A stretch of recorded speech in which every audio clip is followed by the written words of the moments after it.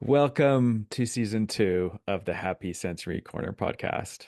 At Mendability, we want everybody to be happy, more comfortable in their own skin, more confident, proud of themselves, even so that they can be their true selves.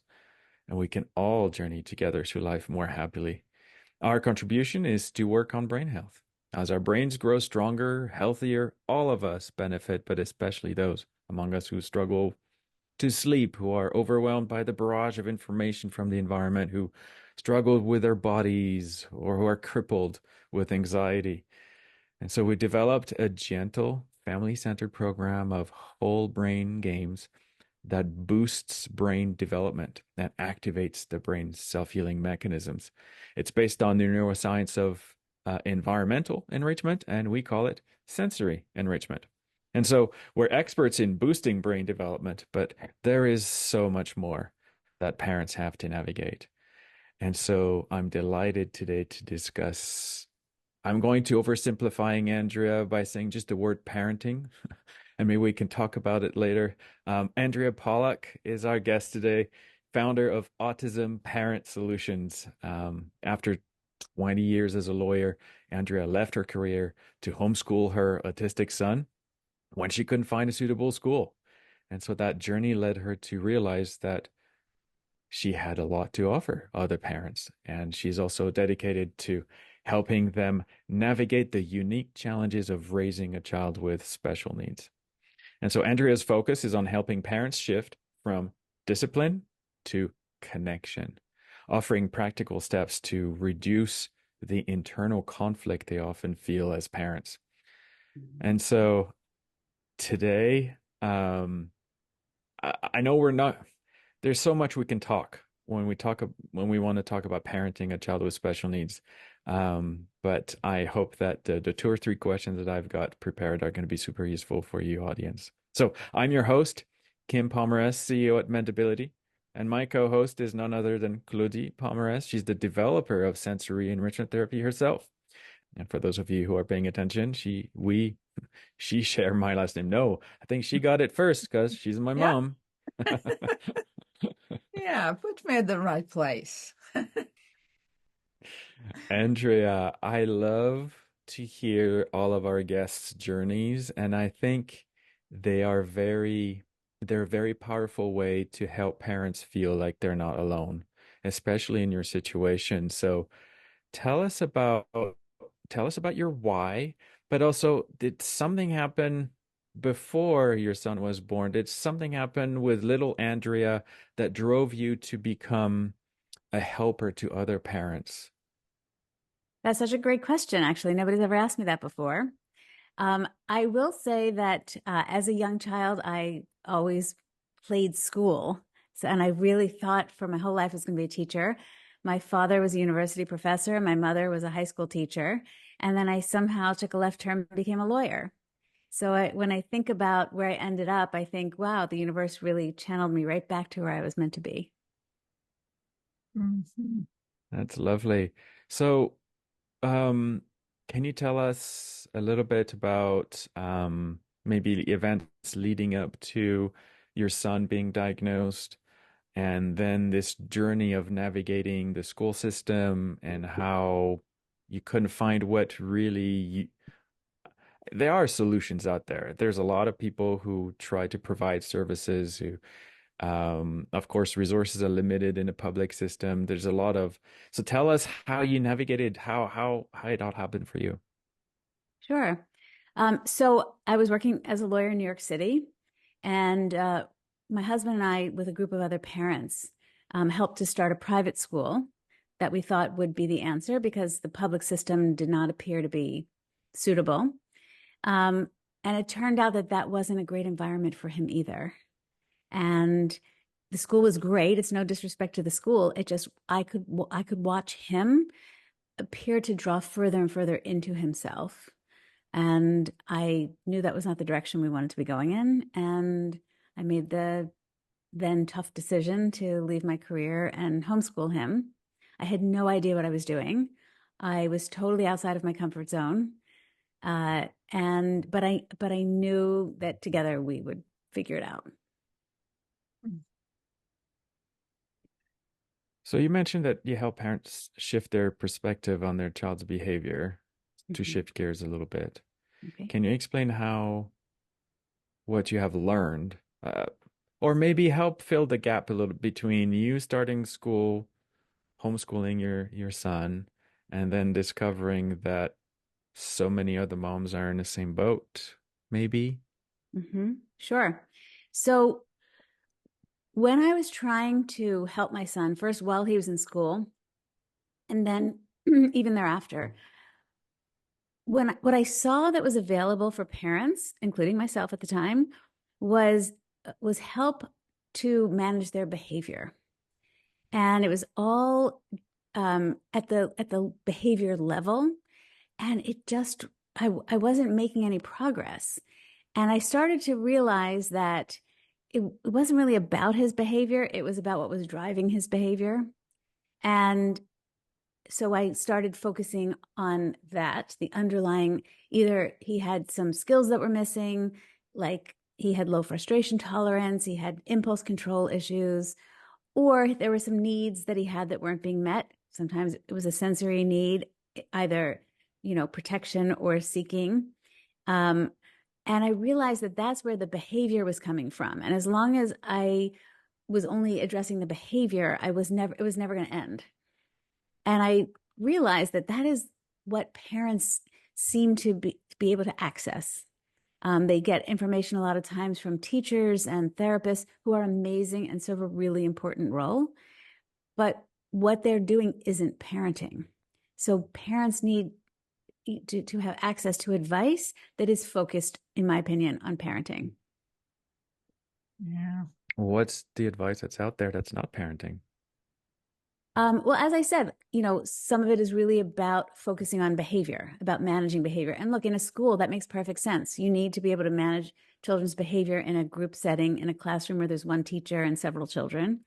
Um, and behavior, in that sense, it is very important to learn those skills as well. So I'm not saying they don't need that, but when they come home, they they need something a little bit different, I think. They need someone to really dig in and really understand what makes them tick and understand what's driving, again, behavior, or just what's motivating them, how they see the world, because it really impacts how they behave, how they show up in the world.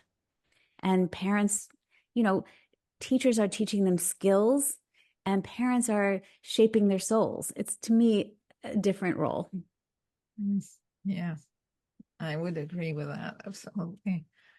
And I love the fact that you decided to look at what is causing it rather than let's manage it, let's make it disappear so that nobody sees it. So I want to know more. Yeah. Well, And I that loved how felt like a you said, whack-a-mole game to me, because anything we addressed popped up somewhere else. And so I started to realize, okay, there has to be another answer. yeah, I loved how you said, but I mean, when you talked about trying to manage the behavior and realizing that addressing the behavior itself wasn't changing the situation, all of us, and I think most of us listening, go into, oh, she's talking about the negative behaviors.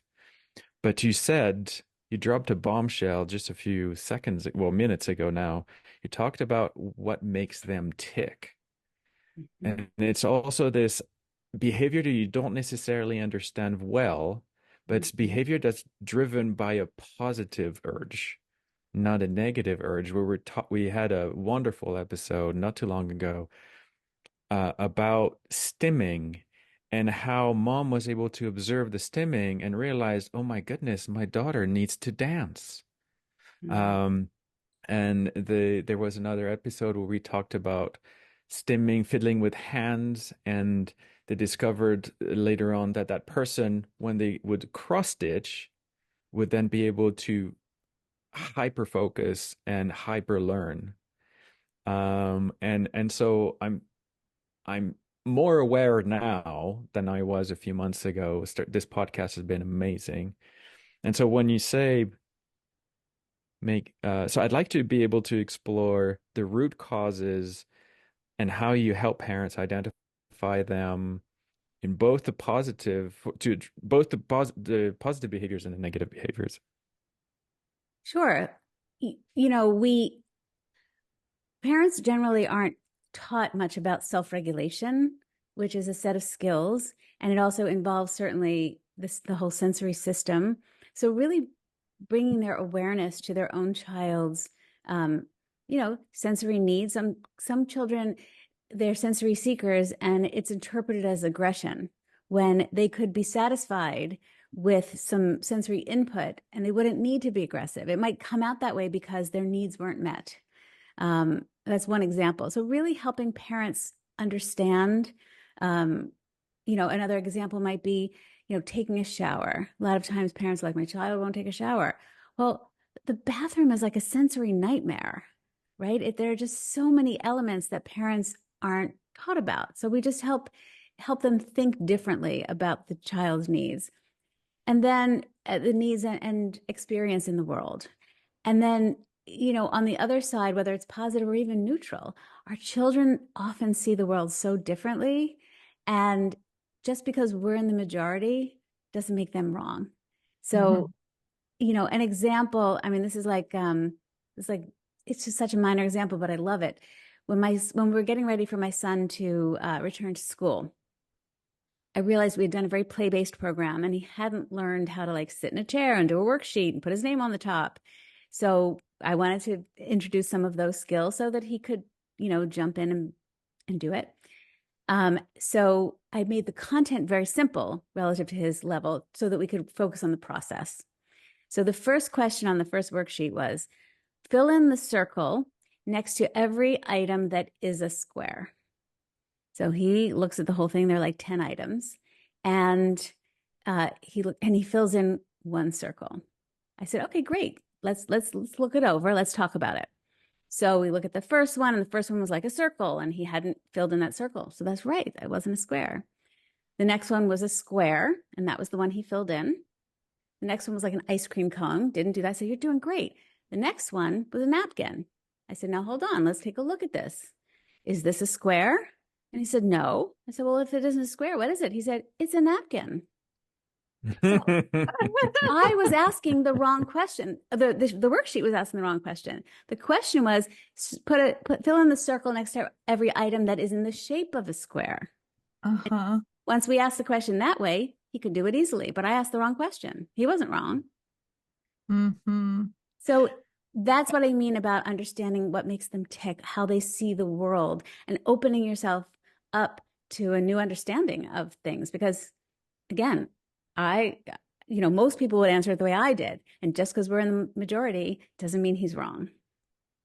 Yeah, I I want mean, to share something that happened recently. I worked with a family who was in Germany, and they are very tidy, like they're so organized and everything. And the kid has major, at the moment, had major difficulty with math. And so they made it, I very often tell parents, do manipulation. Numbers don't mean anything. Have him touch the stuff. And so they tell me about the fact that they had three brown cookies and two yellow cookies. And I said, okay, how many cookies do we have? Put them together. And he said, why? Hmm, that's the point. Why would we put together the brown and the yellow cookies? So I love what you explained. It's magnificent. yeah, so many things in our life, and I find myself talking to even to my, you know, allistic kids that it's sometimes just about how well you can take the test, not about how clever you can be or how well you know the material, but how Yeah. well you can answer the test. Driving, for example, there's so many there's a well so many in my mind there's so many things about driving that are not commonsensical. You should be able to do this, and you should be able to do it this way, and it's a lot safer to do it this way. But in the test, if you don't look back exactly the way that the test requires you to, you will fail that part of the test and not get your driver's license. Right. And it's Well, fun. And so one little add-on to that is think about how frequently our children are told that they're wrong. And they're, and that must be so frustrating. And then they come home from school, they've had a whole day where they've done a lot of wrong things, behaved in ways that might have been challenged or adjusted. And then, something that they could do easily yesterday, like take out their homework or put their shoes away. They can't do it today because they're spent, right? Their nervous system is spent, they're emotionally spent. And then we look at that as behavior, and that's not behavior. There's something deeper there. That's a great example to me of why the parent's role is so different. Claudia, I think there's an opportunity here. I'm thinking we could talk about the protocols that you train parents to do to welcome the kids home to refill and recharge their brains. Mm-hmm. Rather than, sometimes the kids are so dysregulated when they get home, they don't know how to self-soothe or self-recharge. Um, why don't you Mm-hmm. give us some instructions there? Yeah. From our end, when we see the child being overwhelmed and having behaviors that he cannot control because the day was really rough. So we know that one of the messengers in the brain has been depleted, which is called serotonin. And serotonin is the one that makes us be calm, relax, learn. Eat and sleep, among other things. So there's no medication to get that better. But there are things that I tell parents to do that will get this serotonin back at the level where the child can now be listening. So there are several things, and it depends on the age of the child and the routine of the home.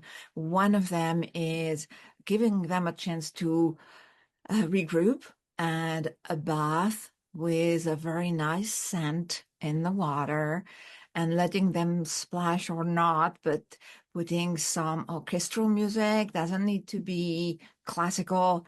Depending on the age, the child may like scores from a video game because now they are played by a symphonic orchestra. So a bath, having a snack to refill. I don't know how much in your group people are focusing on diets, but sometimes diets like restrictive, the child would like to eat that, but parents feel it's not going to be good. And I read yesterday an old article that came back in that I'm reviewing, uh, telling the good of chocolate. And the experiment made with children with autism, and the parents were asked to give them chocolate every day to observe, because there are so many legends that sort of infiltrate the world of parenting, saying, okay, chocolate is bad. It's going to make them whatever. Well, you might want to define chocolate. I don't think everybody's Okay, definition dark of chocolate is the chocolate same. or a hot chocolate made with a brand that does really put chocolate in their mix. Yeah, you're right. It's not any. And so a bath, a massage. Not all kids are ready, but they lay on the rug by the bathtub, wrapped in a warm towel. We don't briskly wipe. We wrap them and have them lay on the floor so that serotonin is not lost in the transfer of temperature. When you get out of the warm water, you have a chill. Let's not have the chill because it kills serotonin. So we wrap them in a warm towel, they lay on the rug, and we give them a foot massage, a hand massage. And even the most reticent of the kids end up asking for it because their brain tells them, ooh, that is having my serotonin go up. So there are those small things that sort of bridge life before in the over demand, which has to be, which is the school, to home that has demands as well. And I'm sure you're going to tell us how you are advising parents once they are at home. But yeah, these are the little things that help the brain recover and improve. before they move into home activity. Yeah, so I love that. And what I would say is how what I do complements that is sometimes parents would say things like, we get home, we have so much homework, we have to go to soccer. I can't possibly do that. Like I can't, like I don't have the time. And I help them understand and appreciate that they can do it their way, but I want them to note how it goes. Like how many meltdowns? Are they getting the homework done? Like what happens if they don't get the homework done? I said, I don't know. I would email the teacher saying, sorry, tried to get the homework done, didn't get the homework done, try again tomorrow. Right. Like sometimes that never even occurs to parents because they're trying so hard to do the right thing. So they get caught up in all of the external pressures and requirements in the same way our kids are getting caught up in them, right? And so I help parents understand and appreciate, um, you know, not just the value of it, but to judge from their own experience why that's, even if in the end they don't get the homework done, if they have a calm child who can then eat dinner, right? Because if you keep rushing right through, and then dinner time comes, and guess who can't eat dinner, and then they can't sleep. So how I coach parents is complementary to the kind of advice you offer. Thank you. Great. Those were so practical. I nerd out on sciencey stuff and theoretical stuff, so it was nice that I didn't explain what serotonin does in the brain, how the sense of touch impacts serotonin, how listening to music impacts serotonin. Um, when we prepared for this interview, this episode, Andrea, um, we talked about things that I thought were really important too. And so I want to switch gears a little bit and go to um, this idea that parents find themselves often having to play both the role of a parent and the role of a therapist at home. And it's Mm-hmm. hard to balance the two. And so I'd like to go there. For example, parents are often told, they need to follow through with therapeutic goals at home. The occupational therapist gives them some homework so that they can do what they call carryover. The speech and Mm-hmm. language pathologist will do the same, and sometimes the behavior technician will also do the same. So, Exactly. how do you suggest? How do you coach parents to navigate through that? Um, so what I do sort of generally overall is I'm helping parents build their confidence so that they know they can learn to trust their gut about what's right and what's wrong, which takes time. It's not like you can't tell someone to trust their gut and then or build their confidence and there it is. But I want them to learn how to feel their way through it, right? So if something feels good and it's working and their child is calm and they've done all the things, then maybe that is something they can do. But their primary role is as a parent, right? So I want them to focus on connecting, relating, soothing, helping children, because those are other skills that our children need to build. And those aren't being focused on as much in a therapeutic environment. They are to some degree, certainly. But, some of the skills, like sometimes a mom will come to me. I remember this one, she was like matching baby animals to the parent, like a calf to a cow kind of thing, and what the names of those things were. But she couldn't get her child dressed in the morning and out to school. She couldn't get her child to eat anything. So we talked about how to prioritize, how to think about what you do that nobody else does, and to think also about the long stretch, the long run, right? There's lots of time to teach your children all of those things, but the connection comes first. So really prioritizing that, learning and understanding as much about your child as you can. And that's where the confidence comes from. Also, look, we work on specific strategies. We work on we learn lots of things as well, but um, the confidence comes from knowing that you know your child best. And sometimes that takes parents some time and learning to lean into to become that confident parent.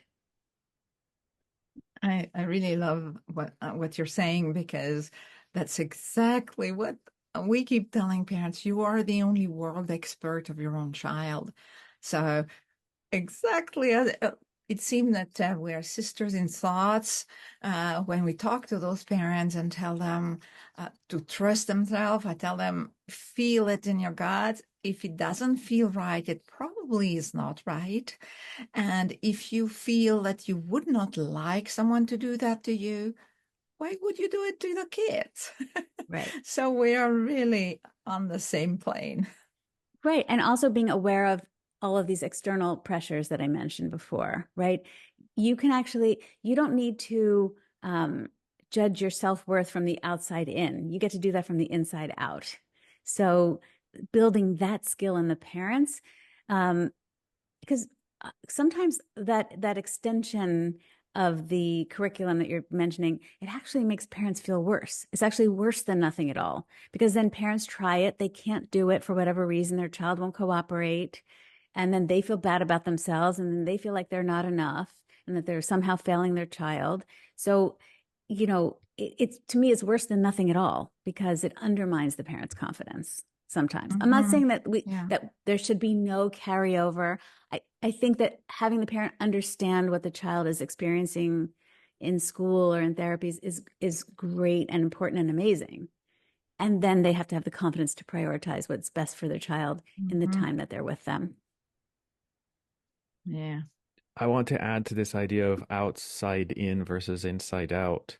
Can you imagine the difference between a child wanting to speak because the parents have worked on this connection and this safety and this Mhm. unconditional love? And so the child develops this connection and develops this, realizes that the best way to interact and engage and to get more of this and to connect more is to communicate, with words. And so they want to speak.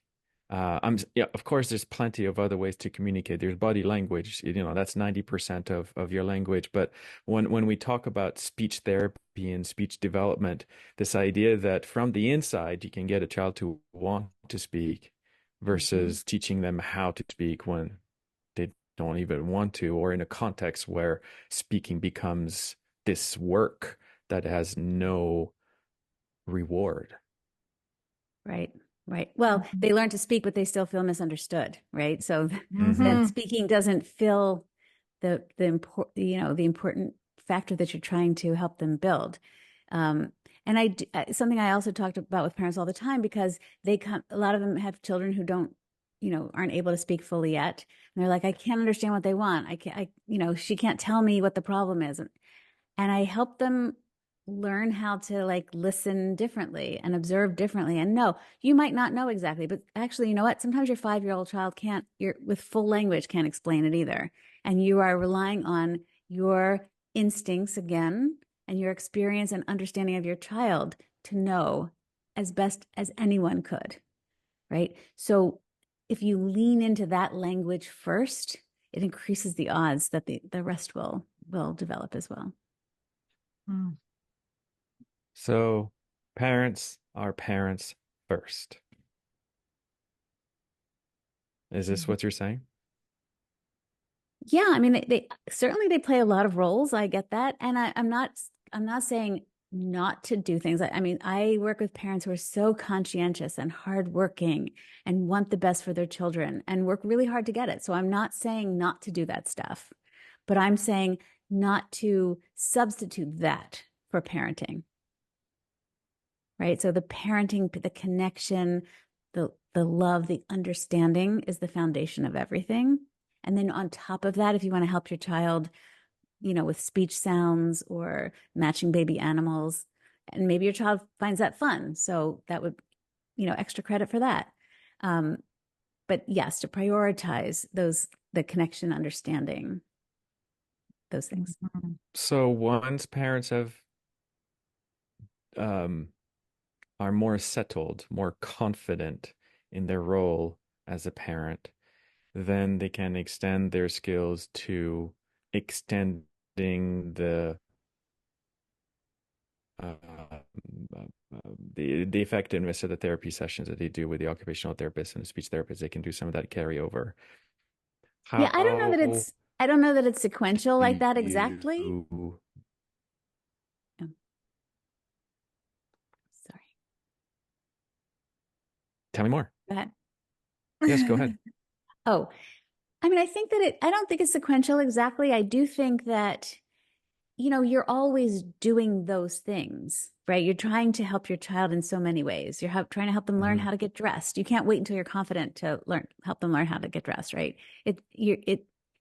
They're happening simultaneously. Um, it's a mindset issue, really, more than a functioning issue. Does Mhm. that make sense? Yeah.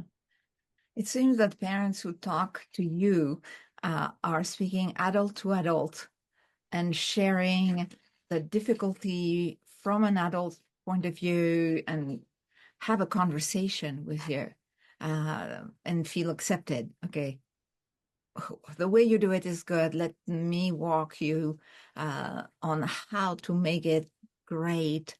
Is that how it goes when you work with a parent?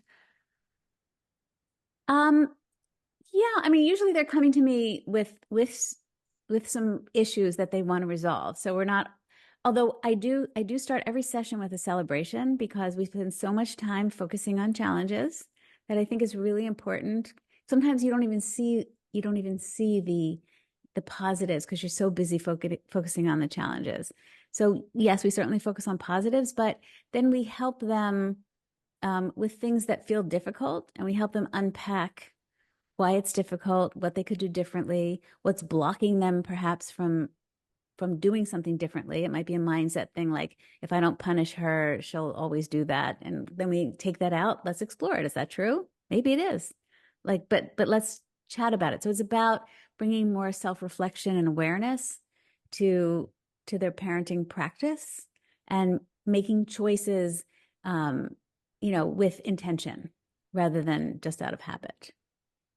Mm-hmm. And I feel like the next level, and I'm nervous about using sequential language, but it feels like there's another issue also, and it's the guilt of feeling inadequate when the children seem to be struggling so much still. How do you help them address those feelings? That is such a good question. Um, we talk a lot about, well, what is the purpose of guilt? What are you getting out of that? And of course, the immediate answer is nothing.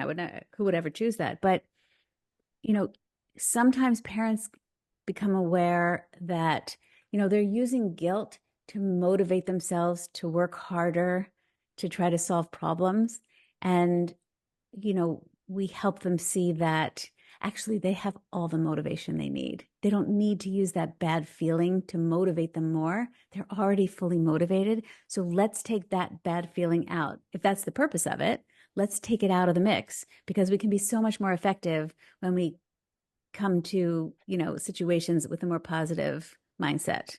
So that's one example. Um, we talk about, you know, helping parents appreciate the small steps that add up to big gains, right? Because sometimes parents are looking at the gap between where their child is and where their child should be or what the expectation is. So, of course, that feels bad. But if you look at the gap relative to where they were yesterday, you can feel pretty good about that. And also, it's really important to do that because that's how we help them grow. They don't grow in leaps and bounds necessarily. They grow in small steps that add up to big gains. So, helping the parent with the perspective on, you know, yes, the child might be still struggling, but they've made progress in these ways, and we can still work on those things moving forward.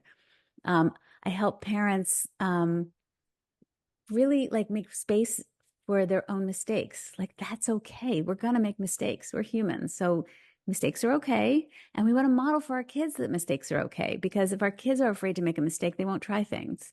So, we put mistakes in context and all of these things together are part of what contribute to the development of that confidence that we talked about.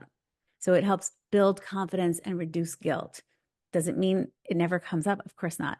And sometimes it comes up, and then parents have the tools to talk themselves back down. So that's another way that we address it.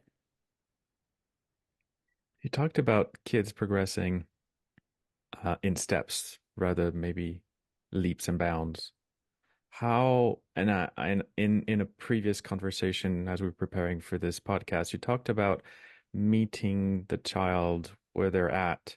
Mm-hmm. And what I'm hearing is things like lowering the bar, setting realistic expectations, and that language feels hopeless a little bit.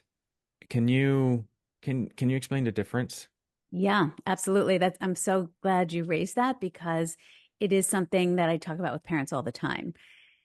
The idea isn't lowering expectations ultimately. It's actually about meeting them where they are, meaning understanding where their skill level is now, so we can challenge them at the next level. And through those small steps, build up to that expectation. So it's not hopeless. What's hopeless, and I just used the example of someone recently about going into a gym, right? If my goal was to raise 100 pounds, okay, and right now I can raise about like six, to send me into the gym every day and ask me to try to lift that 100-pound weight would be so frustrating and so unsuccessful. That's not meeting me where I am. Meeting me where I am is starting me with six and then moving me to 10 and then to 15, right? And that's how, but I still believe I can get to 100. The problem isn't lowering expectations. It's not saying like, oh, well, you'll never be able to do more than six. It's about understanding that the way to get to the higher expectations is by starting where they are and building outside their comfort zone bit by bit. Does that help explain that difference? Absolutely. I Mm-hmm. love that example because again, it's an example of how good principles of parenting and teaching apply to everyone, not just our little kiddos, you know. I what I love about kids with challenges is that they point the weaknesses of our assumptions. And maybe for, hundreds of years, we've had to work around and manage around those weaknesses, and we did okay. But it's lovely how they're able to show us, like the napkin example, for hundreds of years, we're asking really bad questions in tests. And we have to figure out, okay, I think the teacher is saying they're trying to help me highlight things that look like squares. They're not asking me really about just the squares. But you probably had for hundreds of years kids not selecting the napkin because it's not a square, it's a napkin. But now we know, oh, this is why. Yes, we need to shape our questions better. Yeah. And that applies to everyone. Yeah. And I love that. Yeah. Well, another example of this that I love that you raised how they help us see the world differently and see where the gaps are. I did a training last night with my group about our own self-regulation, right?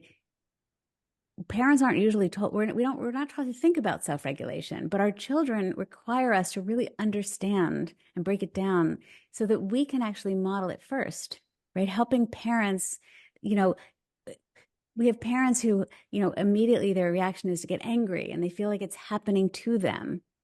And I help them see that it's actually just a habit that they can learn to interrupt. And if we can't ask ourselves to do that, how can we ask our children? Right. So I thought it was such a beautiful Mm-hmm. thing that our children get to help us learn more about ourselves. Um, and through them, we're making ourselves better as we try to help them. Yeah. Yeah. Yeah, Mm-hmm. it's right in line with our why. At Mentability, we want everyone. We want to bring basically peace to the whole world, one happier brain at a time, Mm. you know? And all of us benefit from everything that we're trying to do to make all of us happier, more peaceful, more confident. Yeah. How do people find you? It sounds like you do coaching with groups and individuals. Mm. Um, my website is autismparentsolutions.com. And on that website, there's a free training that parents can watch to get a feel for what I teach. Um, and if they want to book a call, they can reach out to me directly at Andrea at autismparentsolutions.com. That's my email address. At the end of that free training, there's a place where you can book a call directly. You can go right to my calendar if you think are interested in parent coaching.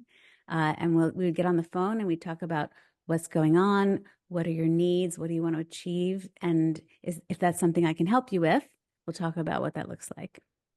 Well, we're going to send an email to everybody we know about your program, Andrea.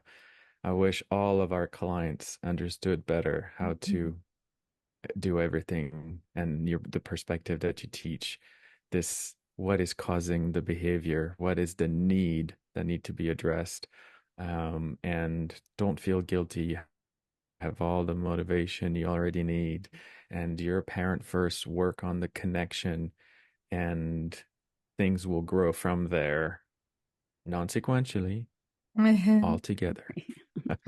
See, I'm learning too. Yeah. Thank you, Well, Andrea. Thank thank you you Everybody so so on much. our much. podcast, yeah, have a blessed week, everybody. Bye. Thank you so much for having me.